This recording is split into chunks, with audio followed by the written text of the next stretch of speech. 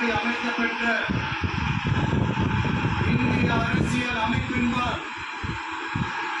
உண்மையான நம்பிக்கையும் மாறா பற்றும் கொண்டிருப்பேன் என்றும் இந்திய நாட்டின் ஒப்பில்லாத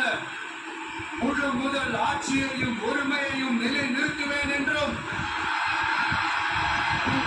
தமிழ்நாட்டு அரசின் முதலமைச்சராக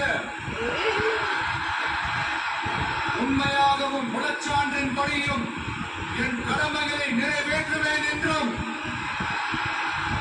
அரசியல் அமைப்பிற்கும் சட்டத்திற்கும் இணங்க